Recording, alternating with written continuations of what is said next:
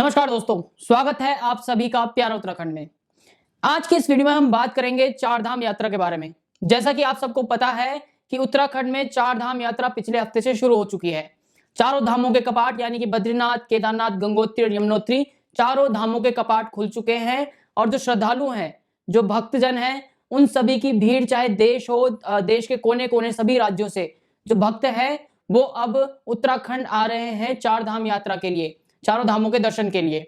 इस वीडियो में हम आज इसी बारे में बात करेंगे कि जिस तरह से चार धाम यात्रा की जो शुरुआत हो चुकी है 2024 की, जो ये 6 महीने हैं, जिसमें पहले ही हफ्ते में रिकॉर्ड पिछले साल से भी ज्यादा श्रद्धालु इस बार चार धाम यात्रा के लिए दर्शन के लिए पहुंच चुके हैं, वो रिकॉर्ड टूट चुका है। इतनी भारी मात्रा में जो श्रद्धालु आ रहे हैं उत्तराखंड चार धाम यात्रा के लिए, तो जो श्रद्धालु इतनी भारी संख्या में इस समय उत्तराखंड चार धाम यात्रा के लिए आ रहे हैं, तो जो व्यवस्थाएं की गई हैं उनके लिए, सड़क हो, चाहे यातायात हो, या चाहे ठहरने के लिए व्यवस्थाएं हो, या चाहे सामान या फिर जो भी उनको जरूरत पड़ती है, उन सब चीजों की व्यवस्थाएं हैं, क्या वो ठीक ढंग से इस बार की जा रही है या नहीं। जैसे कि हमने पिछले हफ्ते में देखा और बहुत सारी न्यूज में आपने सुना भी होगा कि जो व्यवस्थाएं हैं, उत्तराखंड ने व्यवस्थाएं की थी चार धाम यात्रा को लेकर, 2024 को लेकर, वो पूरी तरह से चरमरा गई है। जो व्यवस्थाएं सिर्फ कागज में थी, धरातल में जब चार धाम के कपाट खुले तो वो जो व्यवस्थाएं की गई थी सरकार द्वारा, वो जो व्यवस्थाएं की गई थी प्रशासन के द्वारा, वो सारी व्यवस्थाएं चकनाचूर हो चुकी हैं। चाहे यमुनोत्री की बात हो, चाहे केदारनाथ की बात हो, चाहे बद्रीनाथ की बात हो, या फिर चाहे गंगोत्री की बात हो, हर कहीं अपनी अपनी समस्याएं हैं। एक तरफ बात करें केदारनाथ की, तो सबसे ज्यादा श्रद्धालु केदारनाथ दर्शन के लिए आते हैं, जहां 14 किलोमीटर पैदल चलना पड़ता है। और वहां पर जो होटलों की स्थिति है, जो मेन केदारनाथ जो धाम है, वहां पर जो होटलों की स्थिति है, तो वो 10,000 से लेकर 15,000 रुपए प्रति व्यक्ति से वसूल किए जा रहे हैं, जिस कारण लोग वहां टेंट में रहने के लिए मजबूर हैं। बात करें यमुनोत्री की, तो यमुनोत्री में भी भीड़ इतनी बढ़ चुकी है कि यातायात को अब कंट्रोल करना मुश्किल हो गया है यमुनोत्री की तरफ। यमुनोत्री में जो ट्रैफिक है उसको देखते हुए गेट सिस्टम लागू कर दिया गया है। दिन में सिर्फ 4 बार गेट खुलेगा, जिससे ट्रैफिक यमुनोत्री की तरफ बढ़ेगा। तो बद्रीनाथ की बात करें तो बद्रीनाथ की अपनी समस्याएं हैं। बद्रीनाथ में भीड़ एक तरफ बढ़ती जा रही है, लेकिन जो पुजारी हैं उन्होंने वहां पर वीआईपी दर्शन के लिए जो स्पेशल गेट है उसका उन्होंने बहिष्कार किया है। उसके खिलाफ उन्होंने धरना प्रदर्शन किया है। जो 300 रुपए देकर वीआईपी एंट्री हो रही है, यानी वीआईपी दर्शन हो रहे हैं बद्रीनाथ धाम के, भगवान बद्रीनाथ के, उसके खिलाफ वहां के पुजारियों ने वहां पर धरना दिया है। तो ये सभी धाम, जो चारों धाम है उत्तराखंड के, एक तरह से जो भीड़ बढ़ती जा रही है, इस भीड़ को देखकर आपको बता दें कि एक तरह से उत्तराखंड के लिए, जो उत्तराखंड की अर्थव्यवस्था है उसके लिए एक तरह से खुशखबरी है। लेकिन जो यहाँ पर व्यवस्थाएं की गई हैं, चाहे यात्रियों की ठहरने की हो, चाहे यातायात प्लान हो, इन सब व्यवस्थाओं को देखते हुए कहा जा सकता है कि इस समय चार धाम यात्रा जो चल रही है, इतनी भीड़ संभालने के लिए अभी उत्तराखंड तैयार नहीं है।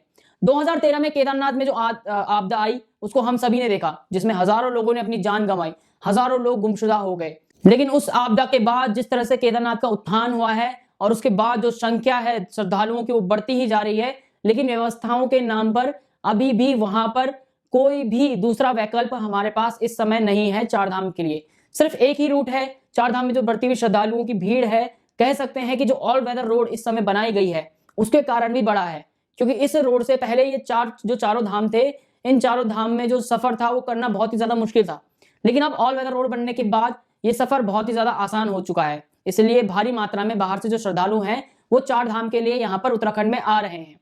तो अब इनके लिए क्या क्या वैकल्पिक रास्ते हो सकते हैं, इस तरह से जो एक ही कह सकते हैं कि केदारनाथ में लगभग 14 किलोमीटर की जो चढ़ाई है, पैदल ट्रैक है, और यमुनोत्री, इन दोनों ही धामों में ज्यादा भीड़ लगी रहती है, क्योंकि केदारनाथ में 14 किलोमीटर का पैदल ट्रैक है और यमुनोत्री में लगभग 5.5 किलोमीटर का पैदल ट्रैक है। इस पैदल ट्रैक में ही सबसे ज्यादा भीड़ लगी रहती है पैदल आने जाने वालों के लिए। इसी ट्रैक में, ये छोटा सा ट्रैक है, इन्हीं दोनों ट्रैकों में जो श्रद्धालु हैं वो आते हैं और उसी ट्रैक से जाते हैं।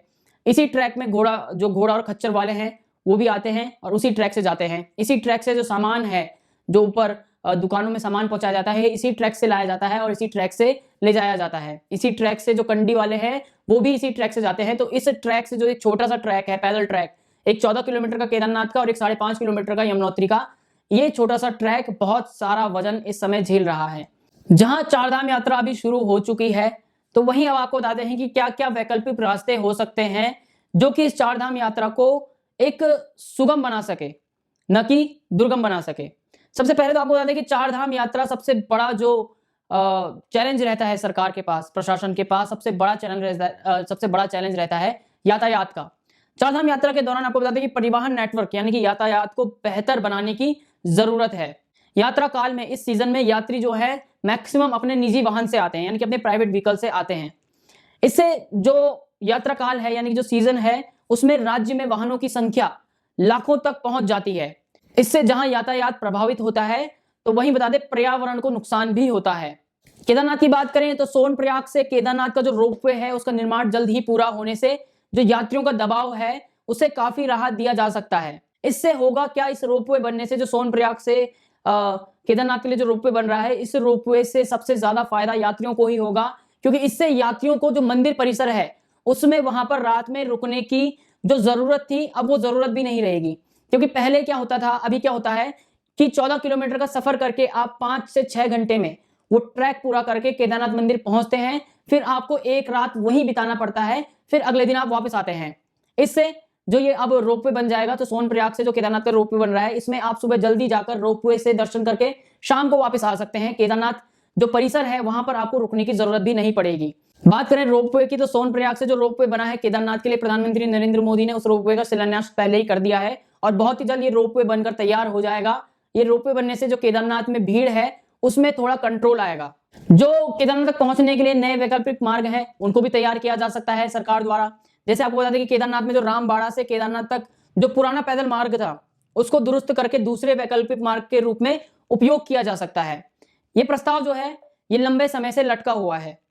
यमुनोत्री की बात करें तो यमुनोत्री पैदल मार्ग का चौड़ीकरण होने से जो डंडी कंडी वाले हैं, घोड़ा खच्चर वाले हैं, उनके सही यात्री हैं, उनके आवागमन करने में सुविधा होगी और खतरा भी बहुत कम होगा। वही बात करें जो चारधाम यात्रा है, जब कपाट खुले चारों धामों के तो उसके बाद जो श्रद्धालुओं की संख्या है एकदम से बढ़ चुकी है। ये श्रद्धालुओं की संख्या ऐसी है कि जो कि समझते हैं कि कपाट खुलने के बाद 1 से 2 महीने में ही दर्शन कर लेना चाहते हैं। मई, जून और जुलाई के बाद या अगस्त या सितंबर में बहुत ही ज्यादा कम श्रद्धालु आते हैं केदारनाथ धाम में, बजाय जो अप्रैल और मई और जून में आते हैं उनके बजाय। तो ये भी कह सकते हैं कि जो श्रद्धालु हैं उनको भी ध्यान रखना चाहिए कि जो चारधाम यात्रा है वो 6 महीने चलती है उत्तराखंड में। शुरू के 2 महीने कम भीड़ करके लास्ट के 4 महीने में भी दर्शन किए जा सकते हैं। तो इससे भी चारधाम यात्रा की जो भीड़ है उसमें काफी फायदा मिल सकता है। यहां पर हम इसलिए बात कर रहे हैं खासकर श्रद्धालुओं की भीड़ की, क्योंकि अभी पहले ही हफ्ते में हमने देखा कि जिस तरह से ऑफलाइन रजिस्ट्रेशन जो चारधाम यात्रा की है वो मई तक पूरी फुल हो चुकी है। यहां तक कि केदारनाथ की जो यात्रा है उसकी ऑफलाइन रजिस्ट्रेशन जून के पहले हफ्ते तक भी फुल हो चुकी है। यानी कि बिना रजिस्ट्रेशन के आप लोग चारधाम यात्रा नहीं कर सकते हैं। और बहुत से यात्री ऐसे भी देखे जा रहे हैं, खबरें आप तक पहुंच रही होंगी, जो कि चारधाम यात्रा करने के लिए आए तो हैं लेकिन बिना दर्शन किए ही उनको वापस जाना पड़ रहा है। भीड़ इतनी है, जो स्लॉट है, दर्शन के स्लॉट है वो इतने फुल हो चुके हैं कि अब दर्शन करना उन सभी यात्रियों के लिए जो बिना किसी प्लान के उत्तराखंड आ रहे हैं उन सब के लिए पॉसिबल नहीं है। फिलहाल जो चारधाम यात्रा है जोरों पर चल रही है। 1 हफ्ता ही हुआ है चारधाम यात्रा को शुरू हुए और जो श्रद्धालुओं की भीड़ है वो दिन ब दिन बढ़ती जा रही है। देखना भी ये होगा कि सरकार इन श्रद्धालुओं के लिए किस तरह से व्यवस्था करती है उत्तराखंड में, जो कि चारधाम यात्रा के दर्शन के लिए आए हुए हैं। फिलहाल के लिए प्यारा उत्तराखंड में इतना ही। जय हिंद, जय भारत, जय उत्तराखंड।